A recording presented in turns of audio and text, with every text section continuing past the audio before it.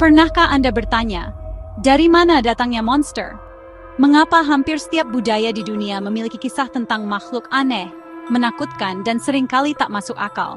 Monster bukan sekadar bintang film horor atau cerita pengantar tidur, melainkan bagian dari sejarah panjang manusia.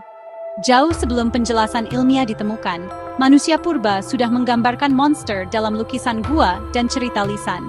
Mereka muncul dari zaman ketika manusia belum mampu memahami dunia di sekitarnya secara logis. Monster lahir dari imajinasi manusia yang berusaha menjawab pertanyaan besar tentang alam semesta. Ketika malam tiba dan suara-suara aneh terdengar, manusia membayangkan makhluk-makhluk yang mengintai dalam gelap, menunggu saat untuk muncul.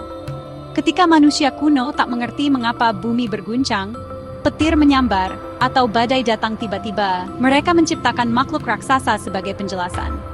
Monster menjadi cara untuk memberi makna pada kekuatan alam yang menakutkan dan tak terduga. Monster menjadi simbol dari hal-hal yang tak terjawab, personifikasi dari ketakutan terdalam manusia.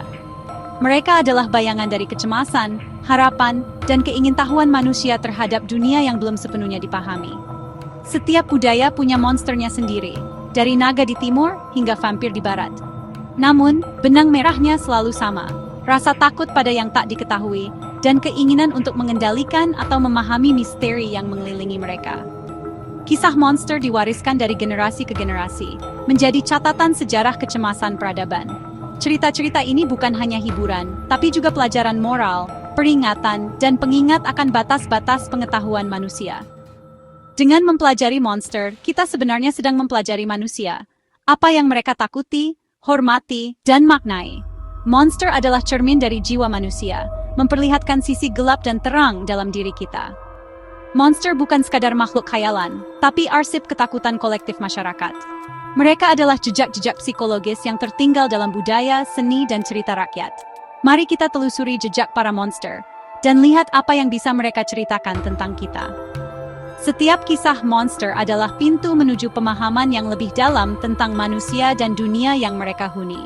Inilah perjalanan ke dalam bayangan imajinasi manusia, di mana monster bukan hanya makhluk menakutkan, tapi juga kunci untuk memahami siapa kita sebenarnya.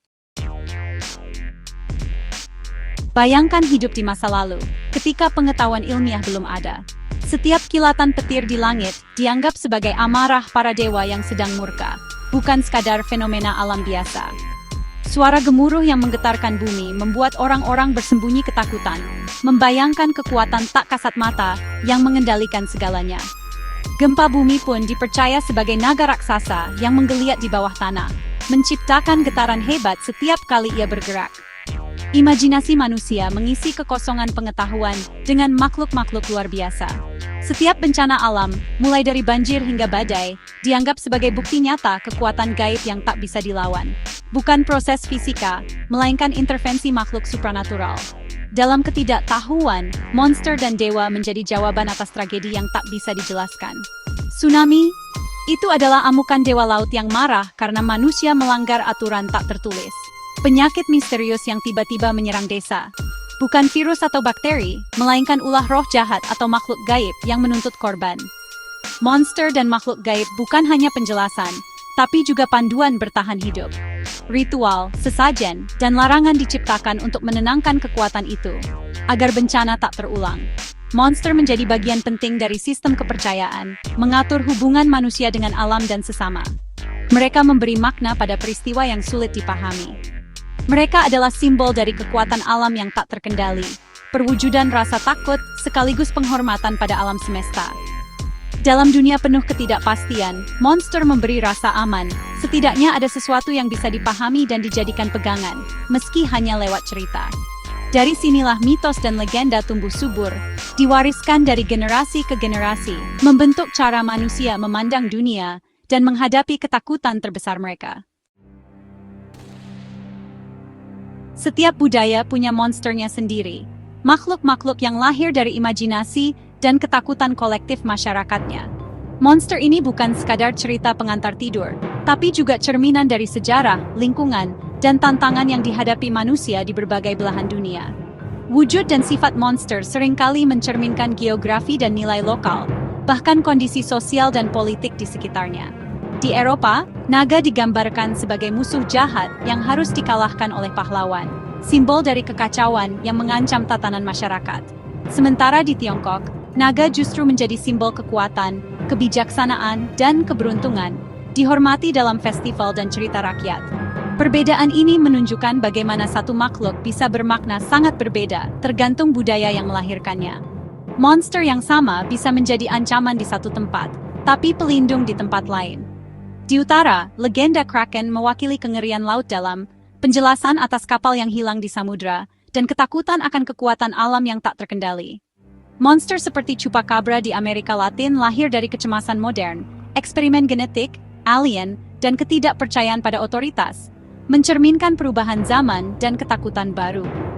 Monster baru terus bermunculan, mengikuti perkembangan teknologi dan isu sosial, mencerminkan ketakutan zaman yang terus berubah. Mereka bukan hanya makhluk kuno, tapi juga cermin keresahan kontemporer. Dari kecemasan akan masa depan hingga ketakutan akan hal-hal yang tak bisa dijelaskan. Dari naga hingga Chupacabra, monster adalah refleksi dari apa yang paling ditakuti masyarakat, baik itu bencana alam, perang, atau perubahan sosial. Mereka berkembang seiring perubahan zaman dan kecemasan manusia, selalu beradaptasi dengan cerita dan ketakutan baru yang muncul. Monster adalah wajah ketakutan yang selalu berubah bentuk, mengikuti imajinasi dan kekhawatiran manusia dari generasi ke generasi. Dan setiap bentuknya selalu punya cerita yang unik, menunggu untuk diceritakan dan diwariskan ke generasi berikutnya. Mengapa manusia menciptakan monster? Untuk menjelaskan yang tak bisa dijelaskan, tentu saja. Tapi monster juga alat kontrol sosial. Cerita hantu menjaga anak-anak tetap aman dari bahaya. Dalam agama, monster melambangkan dosa dan sisi gelap manusia. Melawan mereka berarti menaklukkan kelemahan diri. Monster juga alat politik, musuh digambarkan sebagai makhluk buas agar kekerasan terasa sah. Penguasa yang bisa mengalahkan monster, memperkuat posisinya. Kadang, monster lahir murni dari kreativitas dan kebutuhan hiburan. Mereka adalah antagonis sempurna untuk kisah pahlawan. Monster menjelaskan, mengontrol, melambangkan, dan menghibur. Imajinasi manusia tak pernah berhenti menciptakan mereka. Para ilmuwan melihat monster sebagai jendela ke psikologi kolektif manusia. David J. Skal menyebut monster sebagai arsitektur ketakutan, cetak biru dari kecemasan budaya. Joseph Campbell menulis, monster adalah penjaga ambang batas dalam perjalanan pahlawan, simbol rintangan internal yang harus diatasi. Monster membantu masyarakat mendefinisikan batas normal dan abnormal. Mereka sering makhluk hibrida, melanggar kategori yang kita buat untuk memahami dunia. Dengan mengasingkan monster, kita memperkuat identitas sosial.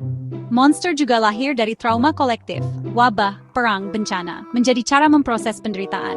Mereka adalah wadah bagi rasa sakit dan kebingungan masyarakat.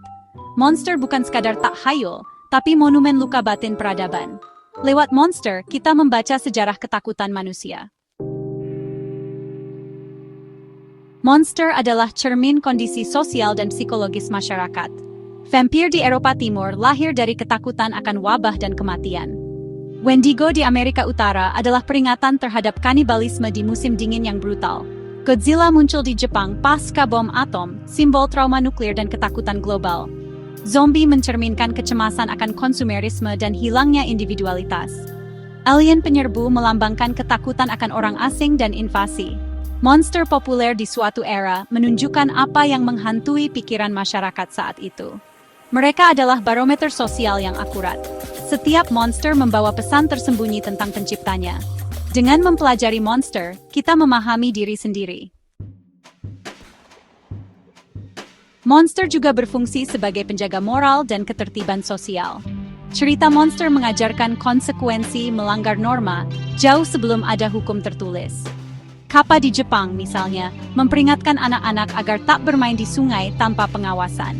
Monster memperkuat struktur kekuasaan, hanya pahlawan terpilih yang bisa mengalahkan mereka. Cerita monster menjadi alat propaganda untuk mempertahankan status quo. Mereka menegakkan hukum tak tertulis serakah, naga membakar desa, lengah, kraken menenggelamkan kapal. Monster menanamkan nilai komunal lewat rasa takut. Mereka menjaga batas-batas komunitas dan mencegah tindakan egois.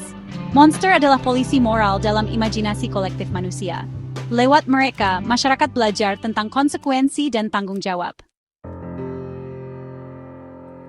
Apakah kita masih butuh monster di era modern? Tentu saja. Monster kini hidup di film, novel, dan video game. Fungsi mereka tetap sama, cermin ketakutan kita. Monster modern lahir dari kecemasan akan teknologi, lingkungan, dan pandemi. Mereka personifikasi kekhawatiran bahwa ciptaan kita bisa menghancurkan kita. Monster menawarkan katarsis, musuh nyata yang bisa dikalahkan, memberi rasa lega. Mereka adalah bukti kreativitas dan pengingat sisi gelap manusia. Selama ada rasa takut dan imajinasi, monster akan terus diciptakan. Dalam bayangan monster, kita belajar tentang cahaya kemanusiaan.